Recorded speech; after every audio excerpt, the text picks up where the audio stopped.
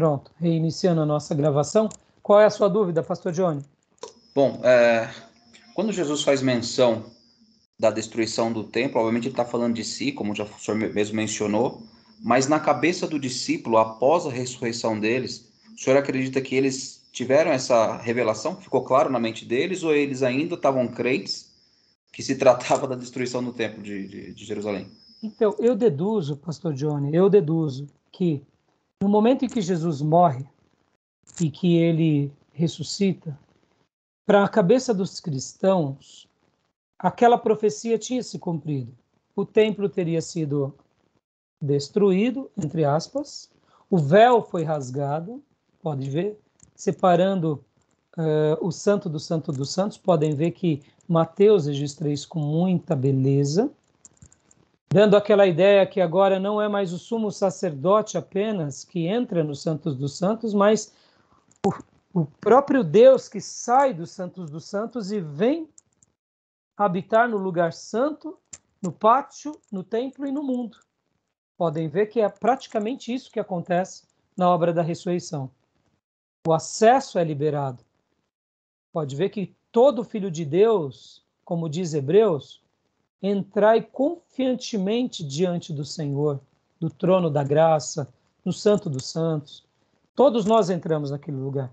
Então eu deduzo que no coração dos apóstolos, eles não tinham essa preocupação se o templo seria ou não destruído. Porque o mais importante tinha acontecido, que era o sumo sacerdote já ter se revelado para o mundo. O acesso já ter sido manifestado ao mundo. O Espírito Santo que, vamos dizer assim, era abundante no santo lugar, agora já não estava mais no santo lugar, já estava em todos os lugares. Pode ver que o Evangelho de Mateus, ele vai registrar que no momento da morte de Jesus há um terremoto, mortos ressuscitam. Guardem isso, irmãos. O nosso texto sagrado vai dizer que naquela região, muitos mortos voltaram à vida no dia da morte de Jesus. Então, de repente, o Jacó, que tinha morrido, já tinha uma semana, chegou em casa falando, gente, eu estou aqui. Papai, aí eles associavam que, então, foi o Nazareno, ele é o Messias. Porque o texto em Mateus vai dizer que houve terremoto, o véu se rasga, mas o terremoto não é algo físico, o terremoto é algo que acontece no mundo espiritual, e por essa razão mortos ressuscitam, porque presta bastante atenção, olha que interessante. Terremoto sempre existiu, hoje a gente vai trabalhar no arrebatamento, a gente vai mostrar do livro do pastor Ernesto Nini estatísticas sobre terremotos, mostrando a proximidade do fim.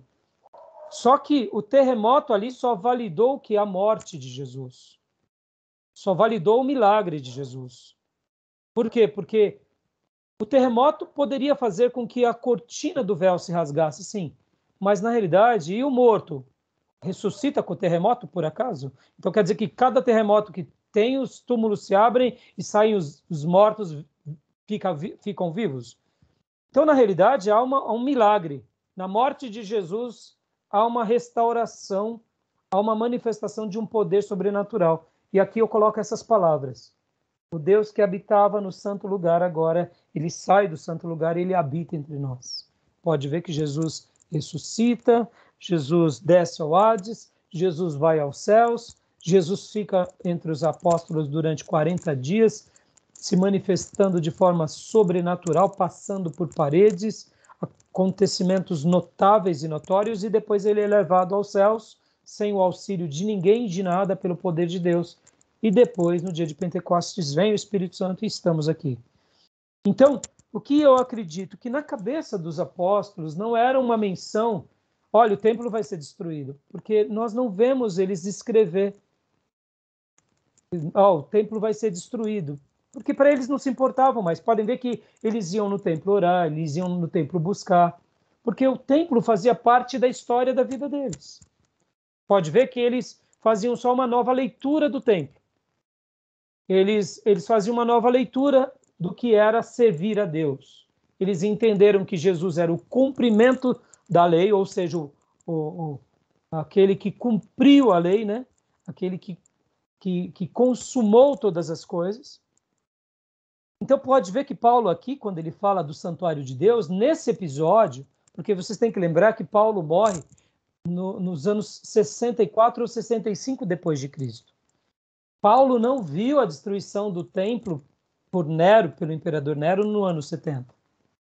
Então, para ele não fazia nenhum problema, ele só sabia o seguinte: um dia esse homem do pecado, que é o filho da perdição, ele vai ser alguém vaidoso, prepotente, vai querer glória para si, e ele vai se assentar no trono de Deus, no santuário de Deus, proclamando que ele é Deus.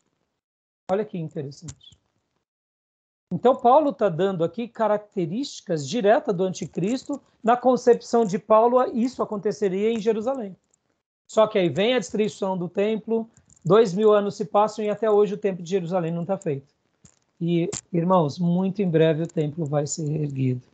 Muito em breve. Isso é fato. Isso é fato. Então, assim, essa é a minha leitura, entendeu, pastor Johnny? Essa é a minha leitura. Eu posso até estar equivocado, mas eu vejo que... por que eu afirmo e penso assim? Porque nós não vemos eles citando sobre a destruição do templo. Não era algo comum. Esporadicamente alguém faz menção sobre uma coisa ou outra, mas dando uma ideia um pouco vaga. Não é aquela ideia mais rebuscada. Tá bom? Beleza? Tá aí? Beleza, ótimo. Eu não me recordo de nenhuma passagem que fala, o templo será destruído, entendeu? A não ser Jesus.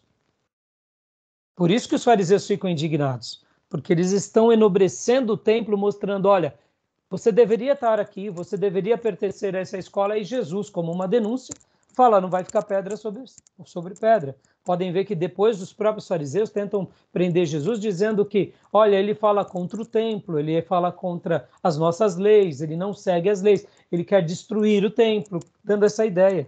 Mas pode ver, Jesus não era um destruidor do templo. É porque eles, na perspectiva de pessoas maldosas e manipuladoras e vis, Jesus os confrontou. Lembra quando Jesus entra no templo e destrói as mesas e derruba as bancadas e fala que os líderes judaicos estavam fazendo da casa do pai dele, do pai de Jesus, que é o nosso pai, um lugar de ladrões e salteadores? Então eles tinham essa indignação porque Jesus não participava daquela escola, Jesus não se unia a eles, Jesus é aquele tal de João Batista que a gente deu um jeito, vamos pensar aqui como um fariseu. A gente, por Herodes, conseguiu dar um jeito em João Batista, mas nesse tal de Jesus a gente não conseguiu dar um jeito. Então eles tinham essa aversão a Jesus. Porque realmente o mestre incomodava, né? Imagina. Né? Eles faziam de tudo de errado, né? Não tinha como não incomodar, né? Tá bom? Então é assim que eu deduzo. Eu não sei se eu te respondi, pastor. Se eu te ajudei ou se eu te Tá claro, piorei. bem claro. Né? Tá bom? Mas se eu lembrar de mais alguma coisa, se nós vermos alguma outra coisa, a gente menciona, tá bom? Vamos lá, continuando aqui. Nossa leitura, né? Paramos aonde? Em 2 Timóteo. Tessalonicenses 2, 1 ao 4. Isso. Agora, Timóteo, né? 1 e 2 Timóteo, consideradas juntamente com os textos de Tito como cartas pastorais escritas pelo apóstolo Paulo a seus fiéis colaboradores, contém não apenas ensinamentos sobre as mais diferentes questões eclesiásticas, mas também textos significativos sobre a doutrina escatológica, tais como 1 Timóteo 4:1. Pode ler para nós, pastor Johnny, 1 Timóteo 4:1 e Gil, 2 Timóteo 3, do 1 ao 5. São dois textos também que falam sobre os finais dos tempos, assuntos escatológicos. 1 Timóteo 4, 1. O Espírito diz claramente que nos últimos tempos alguns abandonarão a fé e seguirão espíritos enganadores e doutrinas de demônios. Olha como isso é forte, irmãos. Aqui também há a apostasia, há o abandono. Textos como esse são textos que fortalecem a doutrina dos arminianos. Lembra? Os arminianos falam sobre o livre-arbítrio. E são textos como esse que os arminianos se fortalecem. E aqui nós não temos o que falar, porque, de fato, se alguém apostata, é porque ela escolhe apostatar. E se ela segue alguém, é porque ela escolhe seguir alguém. E quem eles seguem aqui são espíritos enganadores e ensinos de demônios. Olha que interessante, irmãos. O mundo pré-apocalíptico, pré-tribulação, ou pré-volta de Jesus, será um mundo cada dia mais religioso e místico. Lembra que nós falamos lá atrás, quando estudávamos sobre geografia, eu falava sobre o Egito? Meu professor nos seminários, o Dr. Paulo, falava que no Egito o sobrenatural era algo muito comum, e ele falava que o sobrenatural lá no Egito era algo muito comum, e ele dizia que um dia o mundo voltaria a ter aquelas características do Egito, no sentido de algo muito sobrenatural, místico da parte do inimigo. E aqui o texto mostra que alguns cristãos vão se inclinar a isso e vão seguir, mesmo sabendo que são ensinos de demônios. Pasmem. Olha como nós precisamos guardar doutrinas como consagração e santidade. Porque se a gente for pensar como coaches da fé, como empreendedores da fé, a gente vai se enveredar para isso daqui. Porque muitas vezes quem segue esses espíritos enganadores e ensinos de demônios o fazem porque dá certo essas coisas. Estão entendendo? Dá ibope, dá dinheiro, dá prestígio, dá fama, mas não deixa de ser enganadores e não deixam de ser demônios. E o que nos priva e o que nos livra desses demônios e desses ensinos malignos e desses profetas endiabrados é conhecer as Escrituras, é temer as Escrituras, é ter uma vida de consagração e não negar a fé. Simplesmente isso. Não é verdade? A corrupção dos últimos dias, dos últimos tempos, é outro tema escatológico. Leia para nós de 2 Tessalonicenses, ou melhor, 2 Timóteo, do 3, do 1 ao 5. Ok.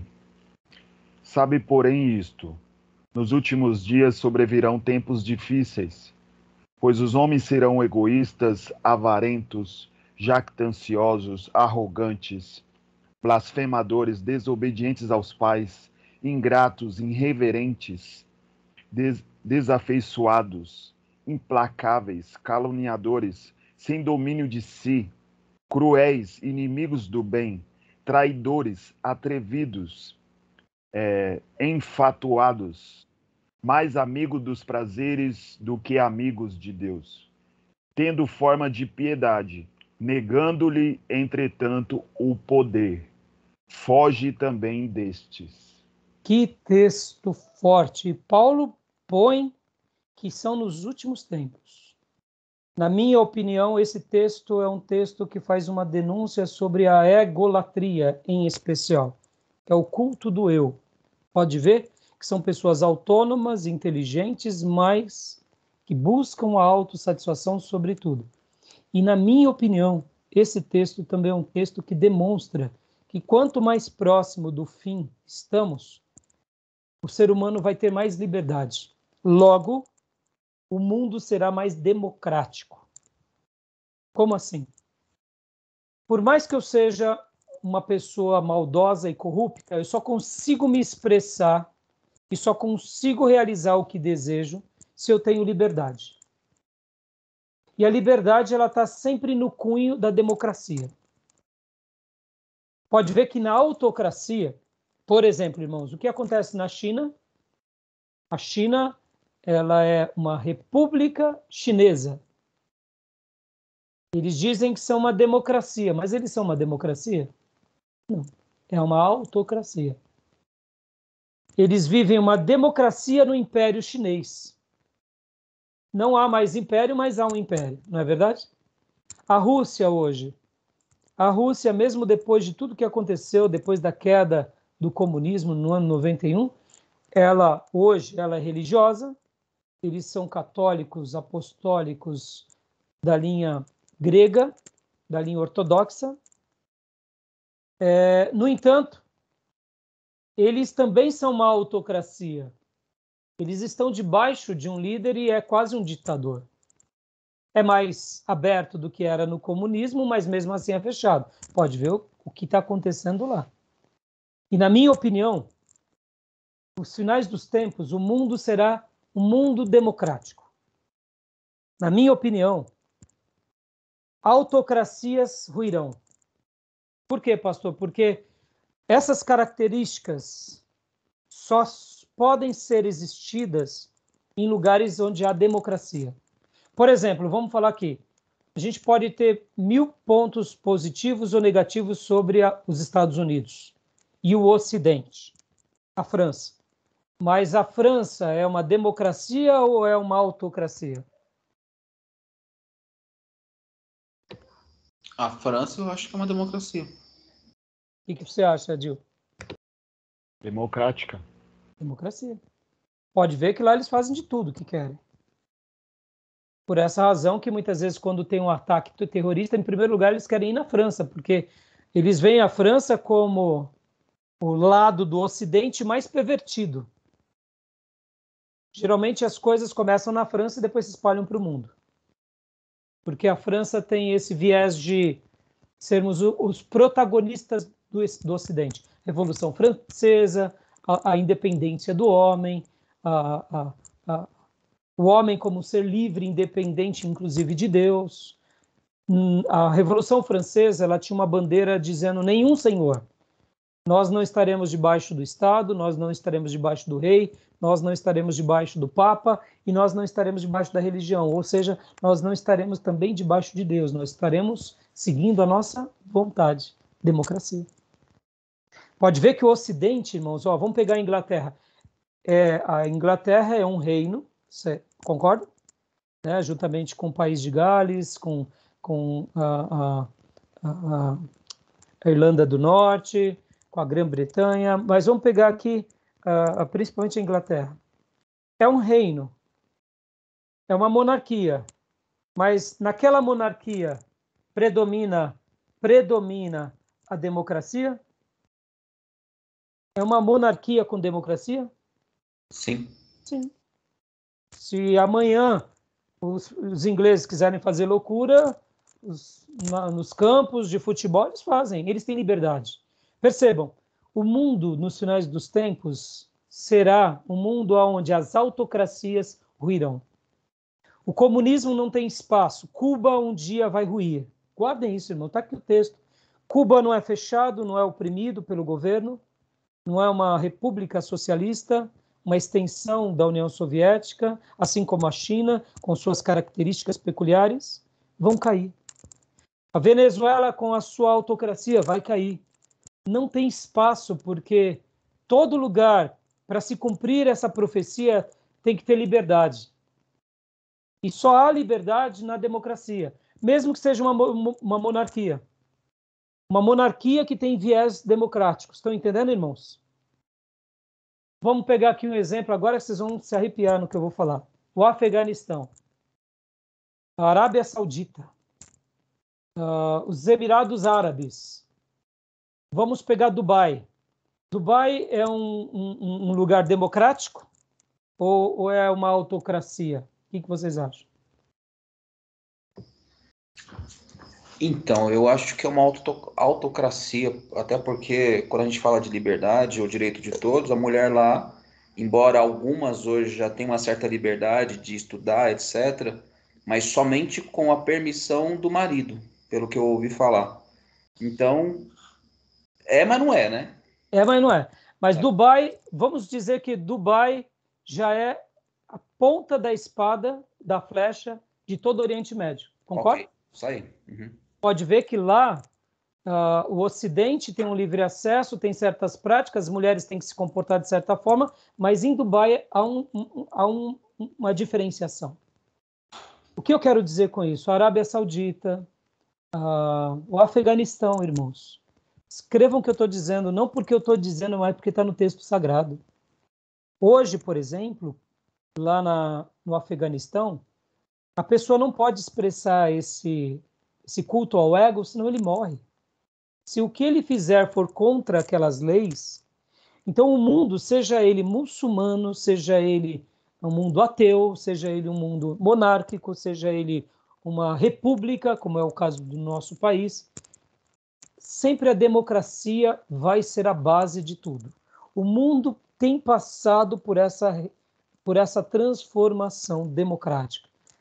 E eu deduzo que a internet, a comunicação, o acesso à informação, que não tem mais como você frear, isso é a ponta da transformação que vai... É como se fosse aquela ruptura, sabe? A primeira ruptura, o primeiro dado que você derruba e que, como num jogo de dados, os dados, ou melhor, em dados empilhados, começa a desencadear toda a queda dos demais dados.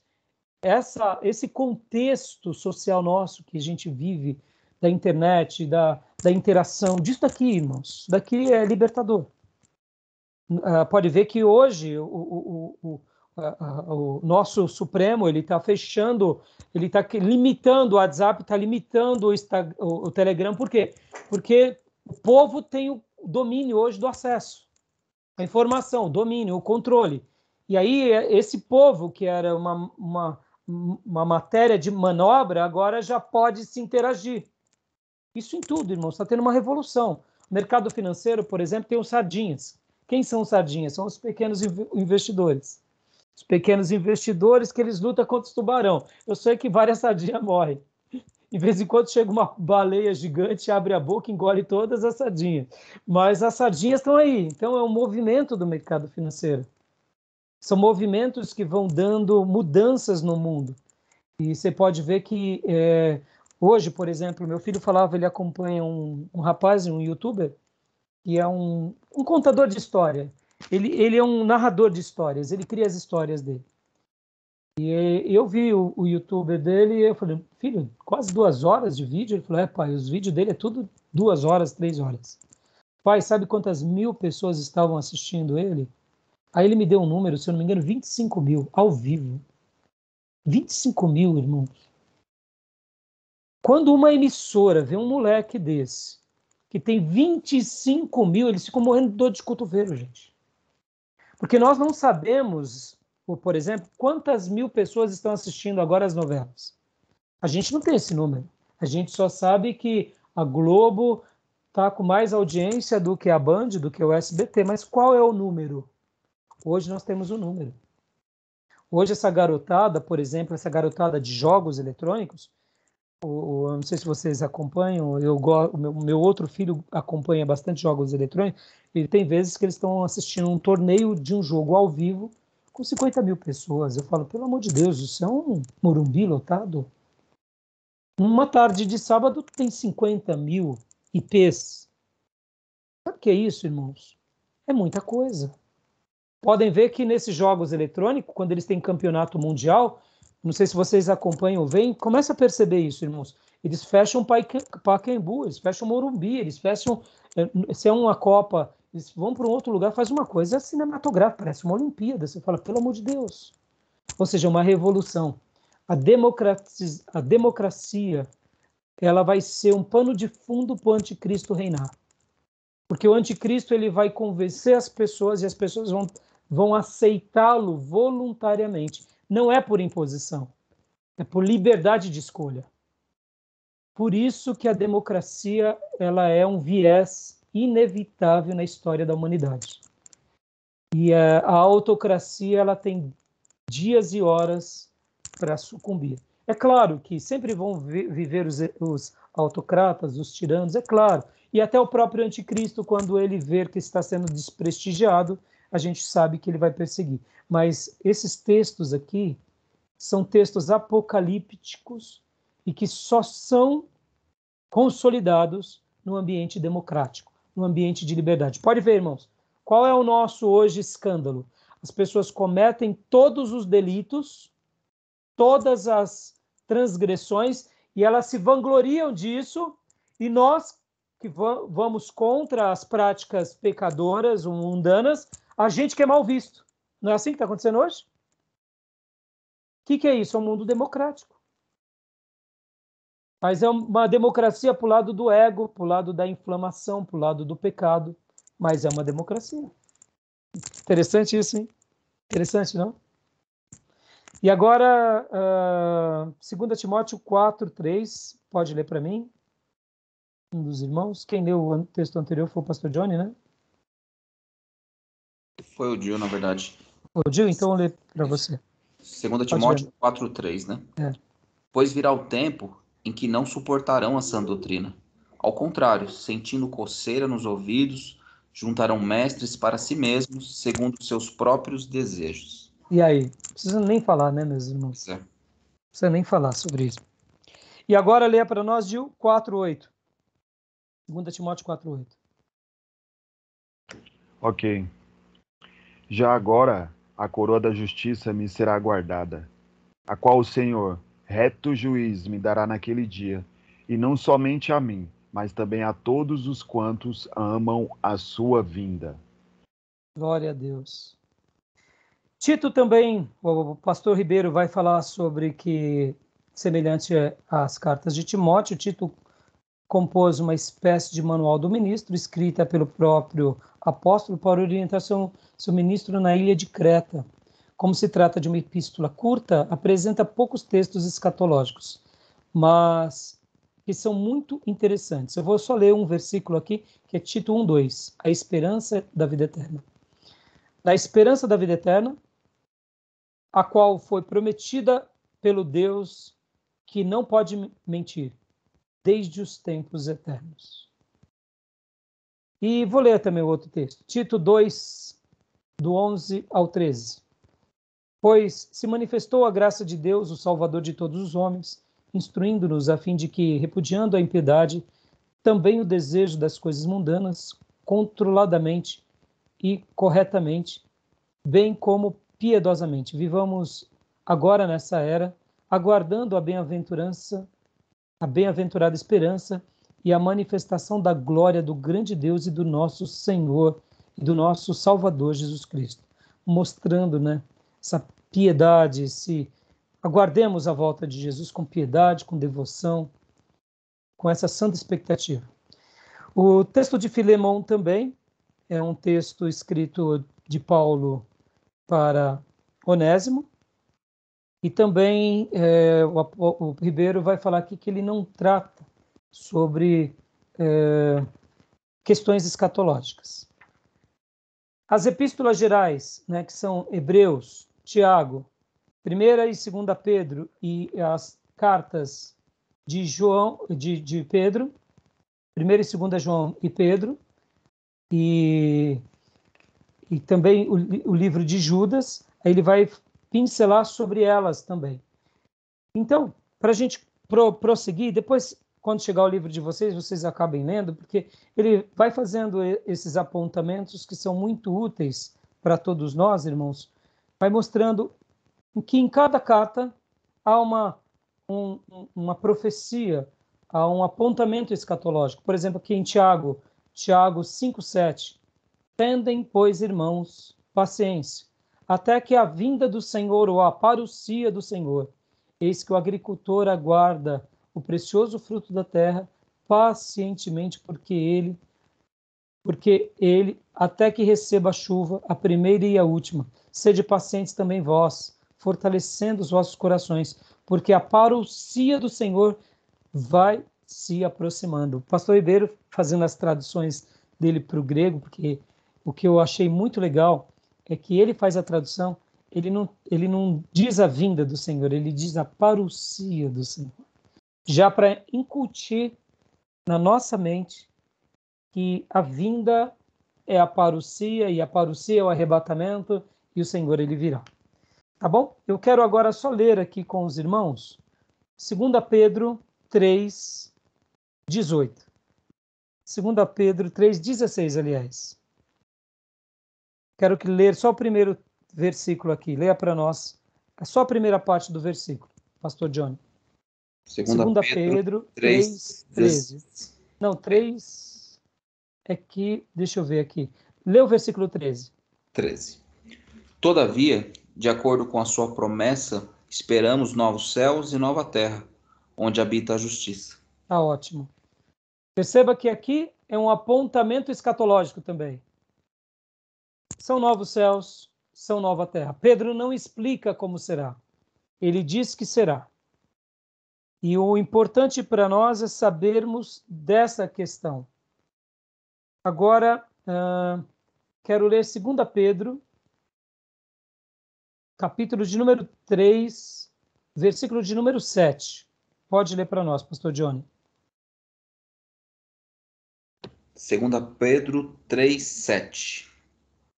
Pela mesma palavra, os céus e a terra que agora existem estão reservados para o fogo, guardado para o dia do juízo e para a destruição dos ímpios.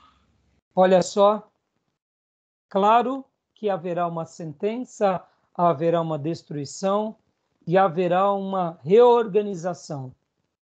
Na tradução do Ribeiro, ele coloca assim: mas os céus e a terra, que agora existem pela mesma palavra,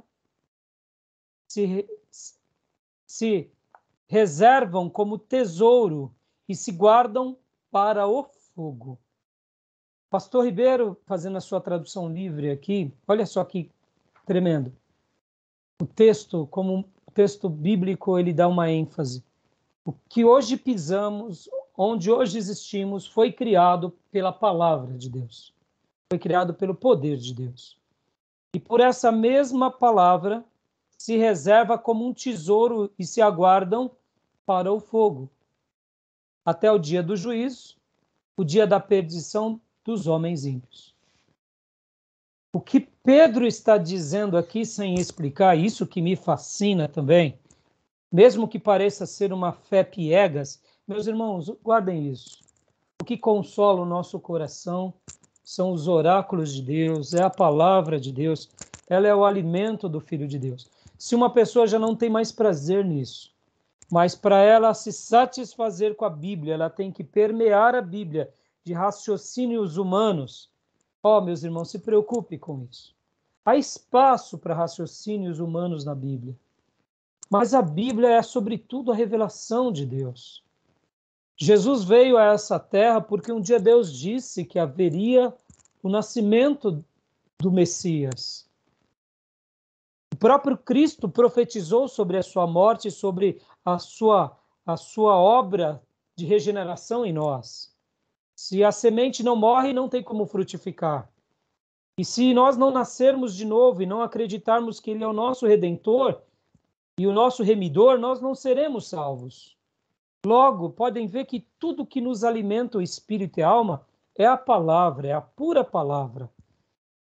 A gente tem que exercitar essa fé inteligente, mas crendo no que Deus diz.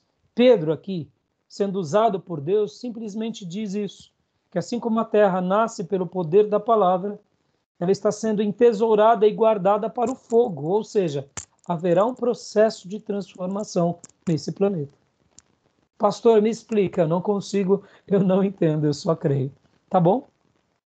E tem vezes que a gente tenta explicar e tenta filosofar e tenta dizer que vai ser bomba atômica, que... Não sei. Meu filho, até esses dias atrás, falando sobre esses momentos que a gente está vivendo de pré-guerra, né? Porque tecnicamente, irmãos, não sei se você sabe, não é guerra da Rússia contra a Ucrânia, é a invasão da Rússia na Ucrânia. Porque tecnicamente a guerra só se estabelece quando há um contra-ataque.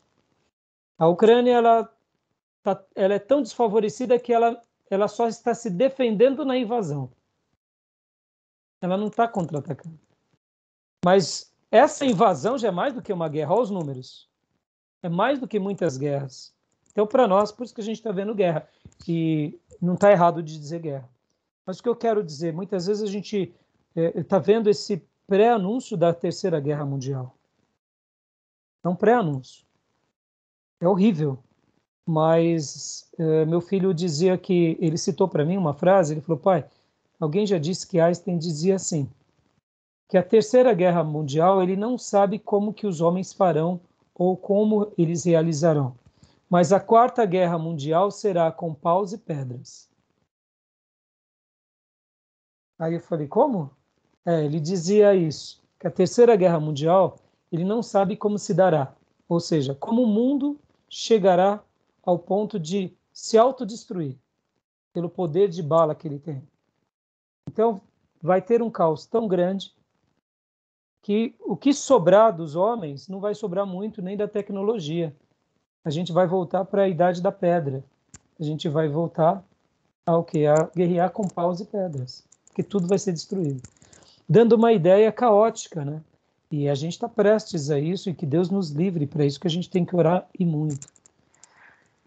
Domingo tivemos uma reunião com os obreiros e eu fiz até umas mudanças. Eu queria apenas ter falado algumas coisas para os obreiros. Eu tinha marcado antes do início da guerra, até mesmo para ter um momento de consagração, mas aí acabei gastando um tempo e falando um pouco com eles sobre isso. A minha fala principal foi: irmãos, não tem mais tempo a perder. A gente não tem mais tempo a perder. E eu dizia assim: irmãos, vamos orar para que haja o fim dessa guerra, mas Deus pode estar permitindo algo a nível mundial. E a gente tem que estar preparado para tudo. Nós não queremos isso, e a nossa oração tem que ser regada de esperança, pedindo esse milagre, pedindo esse livramento. Mas percebam, irmãos, para mim, Putin perdeu toda a razão no momento em que ele invade a Ucrânia e matam pessoas. Por outro lado, olha que coisa diabólica e terrível. A ONU, ou melhor, a OTAN,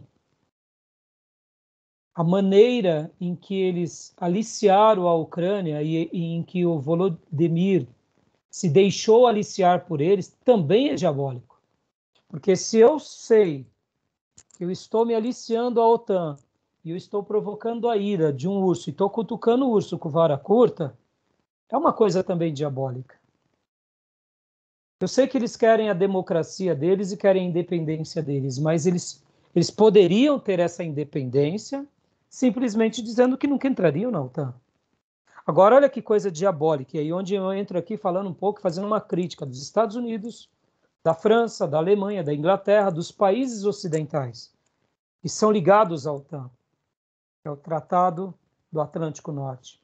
Eles viram que um país que eles não têm interesse nenhuma de entrar lá, estava querendo ficar com eles, e que aquele líder, juntamente com aqueles liderados, estavam cutucando o urso com a vara curta. E agora eles estão vendo tudo isso acontecer e dizem: nós não podemos entrar, porque se entrar vai ficar algo pior. Olha que situação diabólica. O que a OTAN tinha que ter feito ali? Esse sangue que está sendo derramado na Ucrânia. Tem culpa também o presidente da Ucrânia, porque aqui, irmãos, eu não estou querendo fazer o discurso do medroso.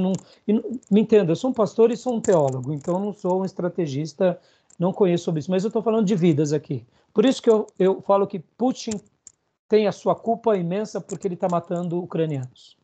E, na minha opinião, já é uma culpa imensa. Mas perceba, o presidente da Ucrânia, ele poderia ter praticado uma rendição logo de cara e evitado com que esses 2 milhões de refugiados fugissem. Ô, meu irmão, o que isso vai desencadear? Quem é que está ganhando com essa situação? Na realidade, quem está ganhando com essa situação, na minha opinião, são os países da OTAN, porque eles estão agora prestes a iniciar um contra-ataque contra a Rússia para ganhar aquela área, que é uma área produtora de petróleo, de gás e de alimento. E quem está ganhando também é a China, porque a Rússia, ela é um lugar que sempre esteve mais próxima do Ocidente do que do Oriente, e agora, mais do que nunca, a Rússia vai se tornar uma aliada da China. Meus irmãos, pensem estrategicamente. Olha que situação horrorosa. É horrorosa para o Ocidente, para nós. É maravilhosa para o Oriente e para a China. Porque agora a China tem um grande aliado que era um antigo opositor. Que não pensem vocês, que nessa hora o Putin vai se render para o Ocidente. Jamais. Olha que interessante. O Volodymyr, ele era o quê? Um humorista que se tornou presidente. O Putin, ele era o quê, irmãos? Um agente da KGB. Estão entendendo, irmãos? Essa situação, ela não tem como melhorar, a não ser uma intervenção de Deus. E por isso que eu digo aqui a culpa da América, a vista grossa da América. Se o presidente americano, juntamente com a força que ele tinha na Europa, eles deviam dizer desde o início: não, nós não podemos dizer não para que você não entre na OTAN, mas olha, nós queremos indicar E você não venha para a OTAN, senão morrerão milhares de ucranianos. A OTAN poderia fechar as portas. Perceba como que é um jogo de xadrez. E como há poderosos malignos em todos os cantos. E o sangue de cada um que está morrendo, irmãos, tem muito mais culpa esses do que a gente pode imaginar. Putin, mas também da OTAN. É minha opinião. Me permitam o meu desabafo, tá? E agora, fazendo uma palavra de elogio. Nosso presidente, pela primeira vez, não falando nada, disse muito. Estão entendendo? Não falando nada, ele disse muito. Eu acho que o Mourão disse algo certo, falando que a Ucrânia tinha que se defender, porque ele é um general. Ele falou na perspectiva. O presidente fez algo certo. Não tomou partido nenhum. Porque é uma briga de interesses de pessoas que querem dominar o mundo. E não pensem em vocês, irmãos. E aqui entra o meu desabafo e entra um pedido de oração. A gente tem que orar muito pela nossa nação. Que vocês acham que a gente ganharia de uma guerra contra a França, meus irmãos? A gente não tem poder de bala contra uma França. A gente não tem poder de bala contra uma Itália. A gente não tem poder de bala contra uma Alemanha, contra uma Inglaterra. Pastor, mas o senhor está falando besteira. A Itália, a França, a Espanha é pequenininho, mas o poder bélico deles dá 10-0 ao nosso. Então, olha como é perigoso o Brasil. O Brasil tem tudo isso, mas não tem proteção, não tem guarnição. O que a gente tem? A gente tem terra. Possivelmente nós ganharíamos a batalha pelo fato de minar os invasores, como foi, por exemplo, o Vietnã, mas as baixas aqui seriam imensas, porque a gente não tem poder de bala, irmãos. A gente não tem um exército treinado, a gente não tem munição treinada, a gente não tem... A gente tem algumas coisas, mas é muito pouco comparado ao menor país da Europa, entendeu? E olha como a gente tem que se precaver e orar pelo nosso país. São os nossos filhos, são os nossos netos, são os nossos bisnetos. E nessa hora eu acho que o nosso presidente ter falado nada, ele fez um grande serviço, né? Espero que Deus dê sabedoria para ele, deixe ele boca fechada mesmo. Que ele fale besteira só na política aqui, né? Tá bom, meus irmãos? Desculpa pelo desabafo, né? Mas eu peguei que a terra aguarda para ser transformada pelo fogo até o dia do juízo e da perdição dos homens ímpios.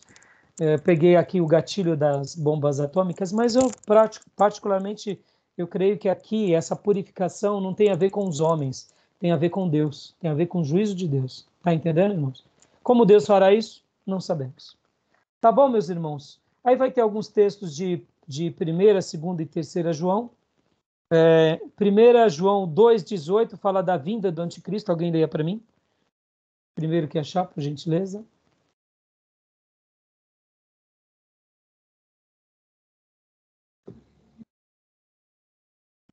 Vou ler então, 2,18. Filhinhos, já é a última hora. E como vistes que vem o anticristo, também agora muitos anticristos têm surgido, pelo que conhecemos que é a última hora. O que João estava dizendo aqui, irmãos? O pastor Ribeiro, ele registra um fato muito interessante.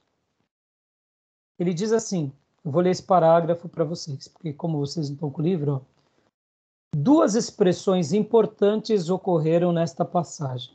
O termo anticristos, que é anti, que se opõe, e Christos, que é outra palavra do hebraico. E a outra palavra grega relacionada às últimas coisas, que é última hora. Embora essa passagem costume ser associada a um pensamento da igreja primitiva, de que Jesus voltaria logo naqueles dias, a exegese não precisa ser necessariamente essa. Pensemos que, na mentalidade judaica joanina, a vinda do Messias inaugura os últimos dias. O povo de Israel esperou pelo seu Messias por tanto tempo e agora ele veio. Portanto, inicia-se o último período da história da salvação, até que ele volte em sua glória. O comentário de Kistemaker esclarece a interpretação da passagem. E agora aqui, esse autor, Kistemaker, vai falar o seguinte: era, ponto final, Nesse versículo, João declara que estamos vivendo a última hora. O termo hora não pode ser tomado literalmente. Apesar de a frase a última hora aparece apenas aqui no Novo Testamento, ele parece ser equivalente às expressões os últimos dias ou os últimos tempos. E aí ele diz para a gente ver outras passagens, como Atos 2,17, Hebreus 1,2, Tiago 5,3, 1 Pedro 1,20. O que João quer dizer quando usa o termo a última hora? O que ele quer dizer com isso? Com esse termo, a última hora? Se entendermos essa passagem figuradamente, as interpretamos como um longo período de tempo, ou seja, uma era. Temos que especificar que se o termo se refere ao período que começou como a ascensão de Jesus e termina com a sua volta aos seus últimos dias, antes da volta de Jesus, se adotarmos o segundo ponto de vista e dizermos que a última hora representa os últimos dias antes do fim dos tempos, precisamos explicar esse atraso de quase 2 milênios que ocorreu desde que João escreveu sua epístola. Consegue compreender? Aqui o nosso irmão Kistemaker, ele está falando o seguinte, que esse última hora seria esse último período até a volta de Jesus. Porque se a última hora é só os últimos minutos antes da vinda, como que a gente explica esses 2000 anos? Está entendendo, meu irmão? Ficou claro ou não? Ficou sim. Ficou? Então, essa concepção de já e o do ainda não foi importante no desenvolvimento posterior da doutrina escatológica. O já significa que o reino de Deus está inaugurado com o evento da morte e ressurreição do Messias, mas o ainda não significa que a manifestação plena do reino ainda não chegou. Somos frutos do reino, mas ainda não desfrutamos do reino pleno. O já e o ainda não é uma correlação que a gente vai ver muito no Novo Testamento. Pode ver? Já fomos glorificados, mas ainda não estamos no estágio de glória eterna. A glória de Deus se manifestou sobre nós, dando-nos a salvação, o perdão, a regeneração, mas ainda não, porque o nosso corpo ainda é mortal. Essa correlação tem tudo a ver com a nossa vida. E o pastor Ribeiro está falando um pouco sobre isso. Nos estudos escatológicos, podemos dizer que há uma concordância entre o já, o debate resume-se ao ainda não, e aos eventos que ocorrem até que a manifestação plena do reino de Deus ocorra. Essa palavra que o pastor Ribeiro pega emprestado, inclusive, de outros pastores, o já e o ainda não, é uma palavra e é um conceito que eu quero que vocês tomem nota do que, irmãos? Essa ideia do já e o ainda não, ela é muito importante. Por quê? Porque por meio dela, a gente consegue fazer uma leitura de muitos ensinos escatológicos. Como assim, pastor Rai? O arrebatamento. Jesus virá. A gente sabe que vai acontecer. O reino de Deus já está sendo estabelecido. É o já. Mas ele ainda não é pleno. O governo eterno de Deus, ele reina sobre tudo e sobre todos. É o já. Mas o ainda não todos adoram a Deus ou se submetem a ele ou se dobram diante dele de joelhos confessando que ele é o Senhor. Ainda não chegou, mas vai chegar. Então essa relação ela é reconfortante e ela faz com que a gente, por exemplo, tenha uma ideia melhor da vida cristã. Tá bom, meus irmãos? Aqui também, beleza? Até aí, querem comentar alguma coisa dos textos que a gente foi lendo? Eu fui tentando correr. Vocês estão com alguma dúvida? Eu tô marcando tudo aqui até para dar uma relida depois, porque de fato é muita informação, né? Então a gente tem que rever isso aqui para fixar. Tá bom. Tá tranquilo. E eu também entrei até comentando um pouco e falando um pouco dessa questão da guerra e assim, eu só expressei um pouco da minha opinião, tá, irmãos? E assim, eu não quero... Antes de tudo. Hã? Eu acho muito precioso. Acho que é interessante a gente ter essa interação até para tornar mais lúcido na nossa mente, nessa visão mais, de fato, tratando das coisas do fim. Eu posso ser mal compreendido no primeiro momento, porque nós somos ocidentais. Eu não quero fazer uma defesa ao Putin, pelo contrário. Mas ficou claro para nós que o Putin errou numa coisa. Sabe o que ele errou? Ele deveria ter feito um trabalho mais democrático com relação ao Ocidente, comunicando as estratégias do Ocidente com relação ao perigo da Rússia. Pode ver que ele usou mais da autocracia. Ele se fechou com o reduto dele ali. Talvez ele não fez isso porque ele poderia perder força política lá no seu país. Mas pode ver que aquelas negociatas de mesa a mesa, pode ver que a desculpa ali era por causa da pandemia, né? Lembra? Ele sentava numa ponta, o outro sentava na outra ponta. Bolsonaro foi lá e ficou do lado dele. O que ele quis dizer? Não tenho nada contra você, Bolsonaro. Vocês têm cadeira na ONU, mas nós não temos nada. Por isso que eu acho que o Bolsonaro veio dessa forma. Bolsonaro, eu tenho muitas críticas a ele também, mas eu acho que ali ele acertou. No primeiro momento eu achei que ele errou, mas depois pensando bem, eu acho que ele acertou. Porque o que importa nessa hora é o bem do nosso país. O que importa numa hora como essa, o que é melhor para o nosso país, o nosso povo. É nisso que eu acho que o presidente da Ucrânia, ele, querendo a sua liberdade, eu não estou achando que ele errou de querer a sua liberdade, mas ele está no meio de uma situação em que é perigosa. Talvez a Ucrânia nunca mais se estabeleça como um país como era. Você está entendendo? Então, quanto vale isso? E por isso que muitas vezes saber ceder para o mais forte é também a preservação da vida. Não estou dizendo aqui que a gente vai ceder para o anticristo, não é isso. Você entende? É uma questão política, uma questão de homens com interesses de petróleo, de energia, É complicado essas coisas. Então, assim, ao mesmo tempo, aquela falácia do presidente francês, primeiro-ministro da Alemanha, Boris Johnson, presidente americano, a gente não pode fazer nada, a gente vai ver, a gente vai avaliar, a gente vai avaliar se vocês podem ser recebidos na OTAN, só provocou a ira do outro lado. Porque tem muita coisa no mundo político que fica debaixo da mesa que a gente nunca vai saber. Na história da humanidade, são coisas dos poderosos, né, pastor? E, ao mesmo tempo, assim, para mim, eu acho que qualquer um perde a razão quando tira a vida de qualquer um, entendeu? Então, tirou a vida, já perdeu toda a razão. Mas, assim, ao mesmo tempo, como funciona a cabeça desses homens, né? É difícil. A gente não sabe, né? E a gente está vivendo esses dias perigosos, né? Perigosos, porque a gente pode ser arrastado por tudo isso, né? Que Deus nos livre, nos guarde, né? Nosso país não tem estrutura para isso. Temos uma riqueza maravilhosa e na realidade, nós somos, eu diria, o país mais desejado pelo mundo. Pode ver que o discurso do presidente da França é que a Amazônia é do mundo, não é do brasileiro. Assim como também muitos governantes do Ocidente dizem, não, a Amazônia não é do Brasil. Porque eles sabem que na hora que eles quiserem, eles se apropriam.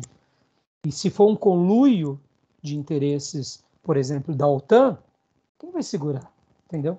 Olha como é complicado. Olha como a gente precisa orar pelos nossos governantes, pelas nossas defesas. Talvez, né, eu seja mal compreendido no futuro que alguém nos assista e me veja, dizendo isso, pastor, mas você é um pastor, você tem que pregar o evangelho, sim.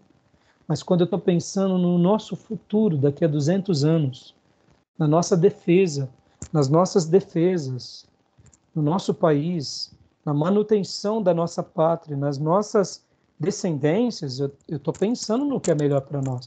Eu não estou falando que a gente tem que conquistar o que é do outro, mas ninguém tem que tomar o que é nosso. Então é complicado, né? Então a gente tem que ter um senso crítico bem elevado. Estou falando aqui, falei um pouquinho lá nos Obreiros domingo, eu não fico falando isso na igreja, né? É porque as ovelhinhas não têm maturidade para debater sobre esses temas, né, pastor?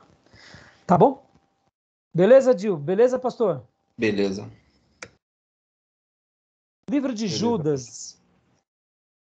Aqui o pastor Ribeiro diz que ele escreve alertando sobre falsas doutrinas que estavam inseridas na igreja. O texto também breve, com algumas citações valorosas para a doutrina das últimas coisas, que é o versículo 14 e o 15, quando ele diz, mas foi profetizado a respeito destes pelo sétimo de Adão, Enoque, dizendo: Eis que vem o Senhor com suas santas miríades, para exercer juízo contra todos e para condenar todos os ímpios, por causa das obras de impiedades que praticaram, e também a respeito dos pronunciamentos rudes que esses mesmos pecadores ímpios pronunciaram. Tá bom? É uma profecia que Judas registra, um debate muito interessante que Judas cita um apócrifo, mas eu não vou entrar no mérito agora. E também ele cita Judas 17 e 18, versículo 17 e 18, falando sobre as últimas coisas. Mas vós, amados, permanecei nas palavras que anteriormente predisseram os apóstolos do nosso Senhor Jesus Cristo. Perceba, olha só, permaneçam nas palavras. Não é permaneça na inteligência de Paulo, nas coisas complicadas que os homens ensinam, é permaneçam nas palavras que os apóstolos do nosso Senhor nos predisseram. Porque vos disseram, nos últimos tempos virão escarnecedores, conforme seus próprios desejos, andando segundo a sua própria impiedade deles. Irmãos, até o ato da blasfêmia a Deus, das injúrias de homens sendo ditas a Deus, só é possível ser ditas num ambiente religioso e democrático. E aí o pastor Ribeiro vai falar também sobre Apocalipse. E aqui, olha só que interessante. Muitos textos neotestamentários ensinam sobre a doutrina das últimas coisas. Porém, não há sombra de dúvidas de que o texto mais significativo e debatido e em toda a história da doutrina escatológica é o livro do Apocalipse de João, escrito em linguagem simbólica, com uma quantidade ímpar de alusões e figuras, textos, interpretações e fontes por nós desconhecidos. O livro é, na opinião unânime dos teólogos, o mais difícil da Bíblia. Segundo Gentry Jr., como é facciosamente lamentado, onde quer que se encontre 5 comentaristas do Apocalipse, descobrirá 6 diferentes pontos de vista. Entenderam? Então, o nosso irmão Gentry Jr. fala, se há 5 comentaristas do Apocalipse, vai ter 6 interpretações diferentes. Sobre a dificuldade do livro, McKean, citado por Alter Kermode, comenta, o Apocalipse de João foi, provavelmente, ao menos em parte, misterioso até mesmo para o seu próprio público primitivo. Ou seja, houve dúvida até mesmo na igreja primitiva. Se há para a igreja primitiva, quem dera para nós. Na era pós-apostólica, os debates aconteceram em torno da esperança do cumprimento pleno da manifestação do reino. Quando ocorrerá? Quais eventos indicam sua proximidade? Haverá eventos intermediários ou não? É o que veremos nos próximos tópicos. E aqui o pastor Ribeiro, da página 71 até a página... até a página...